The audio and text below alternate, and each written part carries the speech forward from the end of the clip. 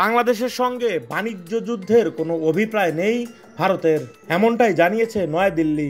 যদিও সম্প্রতি বাংলাদেশের দিক থেকে বাণিজ্যিক বার্তা প্রদান খুব একটা ইতিবাচক নয় বলে মনে করছে ভারতীয় কূটনৈতিক মহল। ভারতীয় সংবাদ মাধ্যম টাইমস অফ ইন্ডিয়ার এক প্রতিবেদনে এ তথ্য জানানো হয়েছে। প্রতিবেদনে বলা হয়েছে, বাংলাদেশের পক্ষ থেকে ভারতের সঙ্গে স্থল সীমান্ত দিয়ে সুতা আমদানিতে নিষেধাজ্ঞা জারি করা হয়েছে। তবে ভারতের পক্ষ থেকে জানানো হয়েছে, বাংলাদেশকে দেওয়া 2020 সালের ট্রান্সশিপমেন্ট সুবিধা প্রত্যাহার করা হয়েছে শুধু ভারতীয় বন্দর ও বিমানবন্দরগুলোর ভিড় কমানোর জন্য। ভারত স্পষ্টভাবে জানিয়েছে, এই পদক্ষেপের ফলে বাংলাদেশ থেকে নেপাল ও ভুটানের উদ্দেশ্যে ভারতের ভূখণ্ড দিয়ে যে রপ্তানি চলে তা কোনোভাবেই প্রভাবিত হবে না। সম্প্রতি ব্যাংককে ভারতের প্রধানমন্ত্রী নরেন্দ্র মোদী ও বাংলাদেশের অন্তর্বর্তীকালীন প্রধান উপদেষ্টা মোহাম্মদ ইউনূসের বৈঠকে মোদী আহ্বান জানান, যেন উস্কানিমূলক বক্তব্য ও সিদ্ধান্ত এড়িয়ে চলা হয়, যাতে দুই দেশের সম্পর্কের পরিবেশ নষ্ট না হয়। ভারতের মতে, ট্রান্সশিপমেন্ট সুবিধা বাতিলের আগেই বাংলাদেশ বেশ কয়েকটি পদক্ষেপ নিয়েছে, যা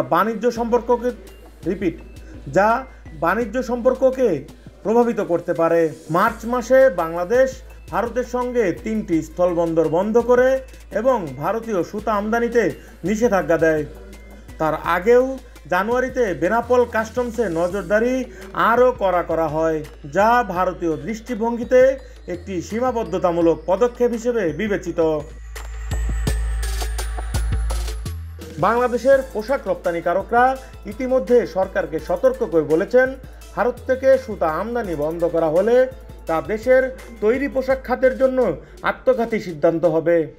এই সময়ে বাংলাদেশ যখন ভারতের সঙ্গে বাণিজ্যে কঠোরতা দেখাচ্ছে, তখন আবার পাকিস্তানের সঙ্গে সরাসরি বাণিজ্য সম্পর্ক পুনরায় শুরু করেছে ঢাকা। ফেব্রুয়ারিতে পাকিস্তানের ট্রেডিং কর্পোরেশন থেকে 50,000 টন চাল কিনতে সম্মত হয়েছে বাংলাদেশ।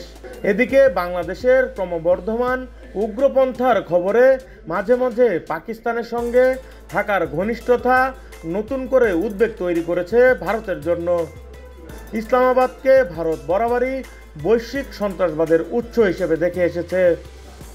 জানা গেছে, পাকিস্তান বাংলাদেশে তাদের রপ্তানি বাজার সম্প্রসারণের চেষ্টা করছে। কয়েক দশক পর পাকিস্তান ও বাংলাদেশের মধ্যে উচ্চ পর্যায়ের কূটনৈতিক সম্পর্ক আবার সচল হয়েছে। পাকিস্তানের পররাষ্ট্র সচিব আমনা বালুচ বৃহস্পতিবার ঢাকা সফরে আসছেন এবং পররাষ্ট্রমন্ত্রী ইসহাক দার আগামী সপ্তাহে আসবেন। ডেস্ক রিপোর্ট, ভোরের পাতা।